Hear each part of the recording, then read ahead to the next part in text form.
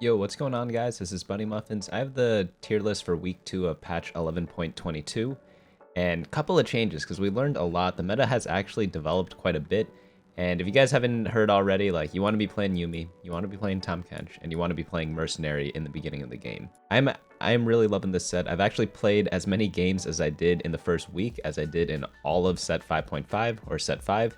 And because of that, I did manage to qualify for a tournament, so I'll be streaming that on twitch.tv/BunnyMuffinsLOL this weekend. Hopefully I make it far in the tournament, but let's get into the comps. So first up, the S tier, Chemtech, Urgot, Yone. These two are going to be the best comps. They're just like, you see 2 Yones and 2 Urgots in every single game. So yeah, that's why you see that. It's because they are S tier.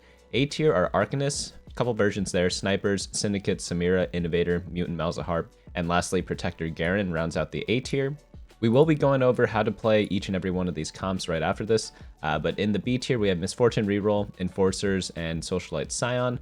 And then lastly, in the C tier, Assassins, all the reroll assassin comps, I haven't really been a huge fan of.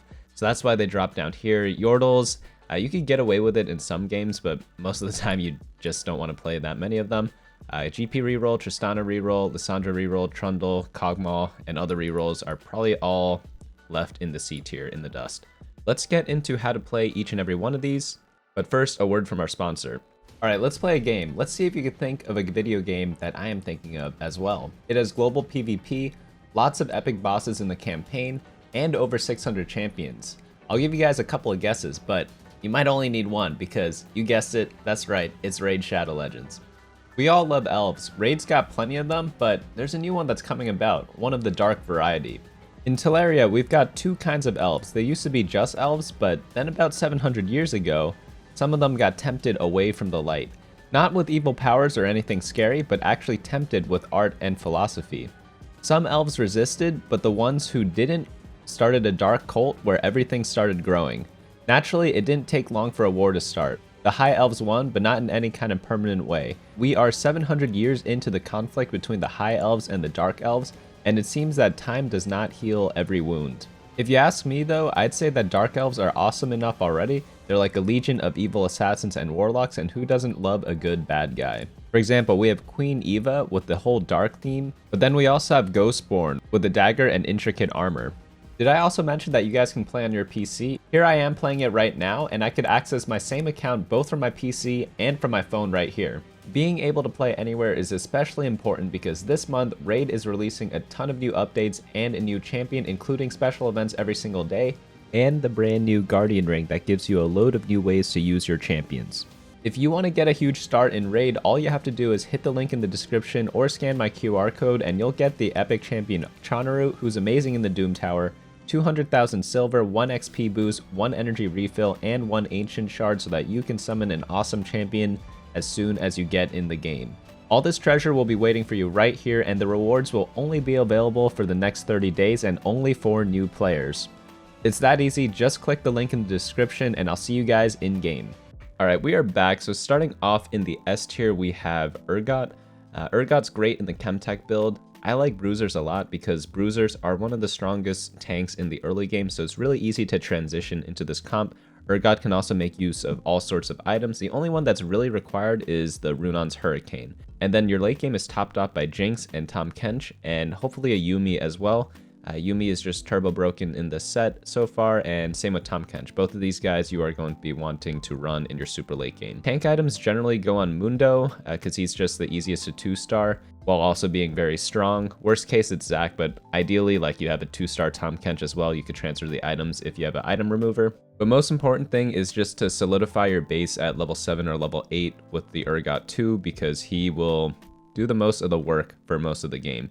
Again, only requirement is Runons. You want to do a standard leveling pattern, and then the core is Urgot, Zac, Mundo, and Jinx. All the other guys can be replaced with other things. It depends on your augments. Oh, and I also updated the augment section for a lot of these, so if you have questions on like which specific augments to take, I list them out here, and you can check out the exact ones on the augment guide. I'll leave a card up here in case you guys want to check that out if you haven't already. Next up, we have Yone and Fiora, Challenger, Duo Squad, or like Academy. They both work. I call it a duo squad, but it's evolved more into just being all about Yone because he is just the strongest carry in this comp right now. Runons, again, is the required item on Yone. The other two, they matters to some degree, but you could pretty much play anything there. QSS is good, BT is good, Titans is good, Rageblade's good, IE is good, Last Whisper is good. Like any damage item is going to be working there. Fiora likes the IE JG, but you don't really need to prioritize Fiora items. Prioritize Yone's items like 100% more. You could even go for some Lux. Maybe you get an early 2-star Lux. You have a bunch of tiers. You could blue buff her with a JG. That would be working fine and dandy as well. The Augment Cram Session is probably one of the best things to get on Lux. She just 1-taps everything if she gets that, or sorry, 2-taps it, because it gives her a second cast really, really quickly. But that's going to round out our S tier. You essentially just do standard leveling for this comp. You could also go for 4 Challenger as well, or even 6 or 8 Challenger. It all depends on your augments. You could also go 6 or 8 Academy too. So that's all for the S tier. These are, again, just the most played comps. I list out some counters here. Urgot's really good against this comp, and Lissandra's also good against Yone because she reduces attack damage of the people she hits, so just some good things to know there if you are facing a lot of them. But that is it for the S tier. Let's go on into the A tier. But if you guys are enjoying what you guys are seeing so far, do hit the subscribe button down below if you have not already.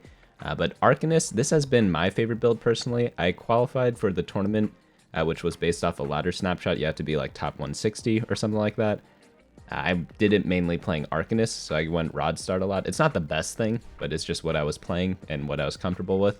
And I go for like 6 or 8 Arcanists most of the time, depending on how the game goes. But here's a Chinese build of Arcanist here. It is with 4 Arcanists and 3 Enchanter. You just get a ton of shielding. If you get like first aid kit in this comp, you just get so much healing and shielding that it becomes insane. You want to prioritize Vex items. Any tank items will do, like Bramble, Dragonclaw, Stoneplate, Warmogs, Sunfire Cape. Any of those, if you just slam whatever you can and just put them on her, I promise you Vex 2 just stabilizes you so hard throughout like the entirety of the game. What you want to do sometimes even is roll on level 6 to get Vex. Like you play standard and then you roll a bit on level 6 on stage 3-2.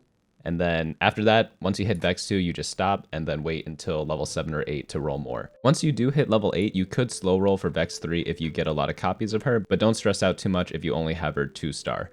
Lux is a main carry.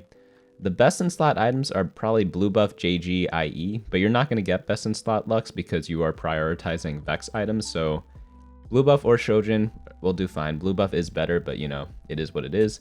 JG, probably the best offensive item, and then like Giant Slayer, even like Hextech Gunblade, Hat, they're all going to be fine on Lux. And if you reach like super late game, Victor with Shojin, Shojin's mandatory on Victor. Like Victor just is not a unit without Shojin, at least in the Arcanist comp. And then after that, just stack whatever AP items you can get on him. Going on to the next comp, we have Sniper Jhin. This one's just like the generic 4-cost 80 carry comp. I guess like the S tiers are also 80 carries, but this one likes IE, Last Whisper, and Giant Slayer on Jhin. You like to run Clockwork, you like to run as many snipers as you can. This one has 2 snipers, but if you get good sniper augments, you go for 6 sniper, or even like 4 or 6 Clockwork as well, because those just make Jhin 1-tap everything once he starts ulting.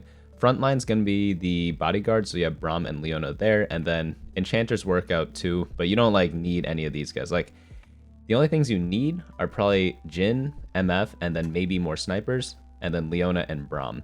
Orianna's good too for Clockwork, but you could go like more tank line, you could go more back line. Like the flex units are definitely Yuumi, Taric, and Janna. They can be anything instead of these, and that will just depend on your augments. If you get sniper ones, go for like the high sniper traits, because all your snipers will be doing like insane amounts of damage, and it is really, really nice. Also, like Scholar's pretty important for Jhin, so that's why we do prefer to run these. Like Yuumi Janna is good because it gives Jhin a lot of mana, but like if you have 6 sniper, he's going to be doing enough damage anyways. Next build we have is 7 Syndicate. Ooh, this one is a tricky one because Syndicates are either the best comp in the game or the worst comp in the game. There's not really an in-between. I'm leaning more towards that it is really, really good. But yeah, it depends on who you ask. What I like about this comp is the 7 Syndicate build. You just go 7 Syndicate and then just play any random 2-star legendaries. You don't even have to have a Syndicate spatula to get there because you could get it through the augments. And this build is so good in early stage 2 because Twisted Fate with Morello just kills everything. He's like one of the best early game units with Morello. Darius, if he's 2-star, he can't die with the Syndicate buff, even with 3 Syndicate. And yeah, you add in Braum, you add in the other guys later, and then Akali, great carry in the late game if you have the right build for her. So what I like is a mix of damage, healing, and like blue buff for casting more, but you could like do anything there. I've seen her work with horrible items. I've seen her not work with amazing items. This is why the comp is so weird. It just really depends on how strong your lobbies are, but yeah, like Akali 2-star, she should be carrying in most cases. If not, you have one of the random 2-star legendaries that you got when you got to level 9 that you could put in later. Onto the next build. Oh yeah, and like Morello, blue buff TF, he's good. Like he can take you through stage 5 in a lot of cases. And yeah, it's really weird, but a 1-cost unit can be your carry in stage 5 until you get your hands on Akali in the super late game. And then the way to counter this is Sunfire is pretty useful in the early game. And just any armor and magic resist penetration is really nice because Syndicates, especially Braum and Darius, they get a lot of armor from Bodyguard, they get a lot of magic resist and armor from Syndicate. You definitely need penetration against them to kill them. After that, we have the Samira reroll build. This one's a little weird. So we only have 6 units. That's all you really care about. You want to 3-star Swain, Talon, and Samira. And yeah, you just go from there. So what you do, you go to level 6, slow roll for Swain and Talon 3, and then go 7 and reroll for Samira 3-star. Orianna is better than Zillion. We have Zillion here, but you just need any clockwork. I list Zillion out here because he is easier to get at level 6. You rarely get a 2-star Orianna at level 6, so that's why I put the Zillion here. But if you do happen to get the Orianna, put her in instead. Items for Samira, Last Whisper, probably the most important item. After that, IE, third item, could be anything like Giant Slayer, Bloodthirster, literally just anything for Samira works in the third item. You just really want the Last Whisper. And then tank items you just throw on Swain, like doesn't really matter. But it is really strong, especially with that one augment that gives Imperials more health whenever someone dies. I think it's called like All for One or something like that, but it's really, really strong. And if you do get that, it's Samira 3-star. You'll be doing well in a lot of games. Next up, we have Innovator. This is like the Innovator flex. You just go 5 Innovator, play random carries, and then level up to level 9, and then play just super upgraded legendaries later on. Or maybe you have like 3-star Jhin, for example, just because you're allowed to win streak in the mid game. So this is more of a mid game comp. Like 5 Innovator does fall off because you have to run garbage units like Ezreal and Heimerdinger in the late game. But again, because it's so flexible, you could kind of play it with any comp, and you just save a lot of gold because of the flexibility of it. So you just play standard, you just have some random item holder. It could be Ezreal, it could be one of your like flex spots, and then you just go from there. Innovator augments help you a ton. 7 Innovators actually pretty good as well. It's good like in the regular late game, but in the super late game, you probably rather have random legendaries. And then you just go whichever carry you get items for. So if you get a bunch of like attack damage items, Jhin's gonna be a great option. If you get a lot of ability power items, you could go for something like Lux or Victor. So your carry, it's really just anyone you get your hands on, which is why the comp is good. And then you just go fast 9. After that, we have Mutant Malzahar. This is just the generic Malzahar Cho'Gath reroll build. Titans is good on Cho'Gath. The items you see here are good on Cho'Gath. Malzahar, he just likes any sort of AP, blue buff. And then the good augments are going to be stuff like Voracious Appetite and Metamorphosis. I actually need to update this. I think these two are actually the strongest. And then after that, Synaptic Web, Voidborn are pretty good. And then Bio-Leeching is actually garbage, so I need to update this. I will do that like after this video. But yeah, you just slow roll on level 7 for Malzahar 3 and Cho'Gath 3, and then just go from there. Mutant Spatula is very good on this comp because it makes it a lot easier to run 3 Mutant or 5 Mutant, depending on what level you are, because Cho'Gath takes up 2 slots. It makes it a little more difficult. But if you ever get like a lot of Spatulas, it's a pretty good comp to run. All right, next build we have is Protector Garen. I've been playing this comp a lot today. I actually was like getting coached by Spencer, who is one of the best players in NA, and like he showed me how to play this comp, and it is really, really strong. It's just like a generic reroll 1-cost build. I'm sure you guys have seen it a lot. You just go for 3-star Garen, 3-star Cass, 3-star Graves, 3-star Caitlyn, and then 3-star Kogmaw eventually. So it's like everyone 3-star, you're gonna be chilling. Items for Garen, Warmogs, super good, Bloodthirster, and Titans. These are probably like the 3 best items. You could get away with like Redemption, Stoneplate, Sunfire Cape, a lot of other different items there, but these are what I consider the best. Kogmaw, he just needs Rage Blade and then 2 damage items. It could literally be anything. It could be AP, it could be AD. You prefer stuff like Giant Slayer and whatnot, but like, you just need the Rage Blade. Because you're prioritizing Garen items, you can't choose your Kogmaw items. You can only choose like one character to like itemize perfectly per game in most cases, unless you get super lucky. And in this case, it's just Garen items and then Rage Blade for Kogmaw. And then next up, we have like a variation of the build, which is the Academy version.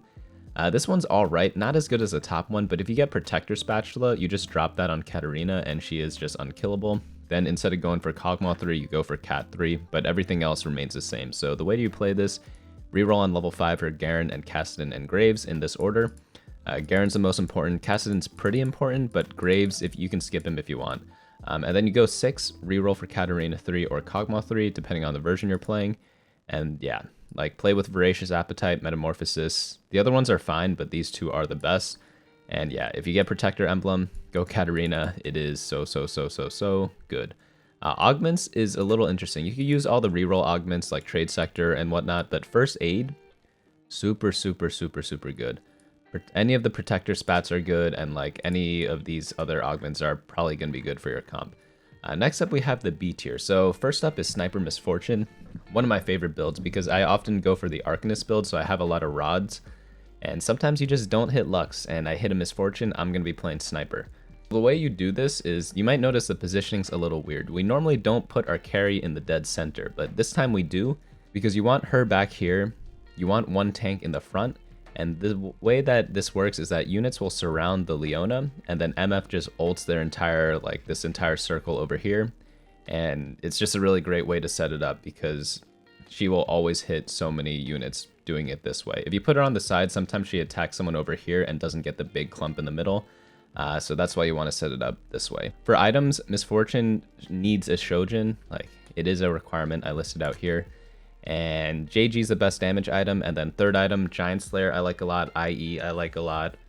Those are probably the two best ones for the third item. But if you can't get either of those, like Hand of Justice, Hat, well, you'll probably do okay with it. Tank items are what you want to prioritize next. Just any of them on Leona or Braum, both of them work. And yeah, you'll just be chilling there. Just like, you need frontline for this. Also, like, going for 6 Sniper, really good. So if you do get the Sniper augments, go for 6 Sniper. Like, you will not regret it, I promise. On to the next build, we have Enforcer Flex. No one really plays this that much, like, on purpose. They used to do it last week, but I haven't seen it too much. But Enforcer late game is still really strong. Like, in the super late game, the best synergy or the best trait is Enforcer for Enforcer, because it CCs their biggest tank and their biggest damage dealer, typically the two people who have the most items. So it's just like way too broken in the super late game. So if you do want to go for this, like some people, the way they did it last week or early last week was they rerolled for Caitlyn 3, but you don't have to do that. You could just play for Enforcer in the late game. Next up, we have Socialite Sion.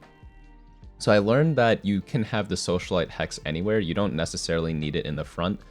So even if it's like backline Socialite Hex, if you get a free Sion and you have IEJG from going another build, like you could still go for this comp.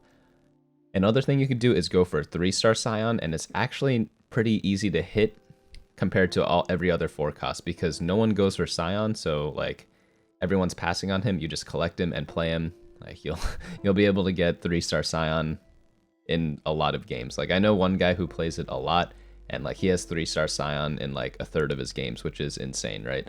But this comp stabilizes pretty well at level 7 because again, no one goes for it, so you're pretty much guaranteed to hit it. But it does pale in comparison to like the stronger versions of every other comp. But it's still a decent comp, but that's why it's in the B tier. Onto the C tier, man, reroll Shaco and reroll Katarina Talon. It's all pretty garbage. Like they just don't do that much. I think they need to get buffed. Not to say it can never work, because with augments everything changes, but if I had to like give them a power level compared to everyone else, it just has to be in the C tier. And generally I don't recommend playing anything in the C tier, but that's just how life is sometimes. But if you want to read up more on them, I do have the instructions here on my website, bunnymuffins.lol/meta. Yeah, so just check that out if you have not already. Yordle, same story. It's like, if you get the perfect Yordle start, go for it. If not, in like 90% of cases, it's better just to flex into something else. But yeah, it's not too bad. Like, why would you play this instead of just like Arcanist with Vex, you know? Like, sure, Veigar's cool, but it just takes too long for him to get. You have to get like lucky to get him. But yeah, that's it for the comps. Let's go on to the items. So Carousel item priority, belt, most important because defensive items. I don't know if you've noticed yet, but I always mention a lot about the defensive items, and they're just like the most important thing in the early game because it allows you to flex. So belt, chain, and glove, all great for flexing. Bow is great for Yone. Sword, generally good for like Shojin and like AD items. Tear and Rod are good only if you're going for AP builds, and Negatron is just like whatever, you know. I feel like the worst thing is Rod because AD is just that much better than AP right now, and you don't want to lock yourself into AP by taking the Rod. Item quadrant, if you want to check this out for like what items you think are good and whatnot, but I'd mainly just focus on what I put in the pictures here. So just to sum up, if we go back to the top, we have like, yeah, Urgot, Yone, gonna be the most played comps of this patch. And then after that, like, these are all pretty solid. The B tier's solid. I'd prefer more the Misfortune Reroll over the other two, but they're all pretty playable. And then like, yeah, try not to play the C tier as per usual. But of course, in this set, guys, like, you have to pay attention to your augments, because if you don't, like, I mean, I don't know what to tell you. That's like the whole point of the set. So if you don't pay attention to your augments and you go for like Yone and then you take like a sniper augment, like, it's just not gonna go well for you, you know? So just like play whatever you're given and try to go for one of those comps. In the beginning, you generally want the flexible ones. But yeah, that is pretty much the summary of this patch. So hope you guys enjoyed that. Again, I'll be playing in a tournament this weekend, so do check out the stream, twitch.tv/BunnyMuffins LOL, if you have not followed me there already. But I will be posting my gameplay on this channel as well, like after the fact. So if you can't catch it live, you still can catch it later. But yeah, that's gonna be it from me today. Hopefully you guys enjoyed this, and I will see you all later. Hey guys, thanks so much for watching. Don't forget to share and subscribe, and of course smash that like button. Each like is an LP I gain before the next video.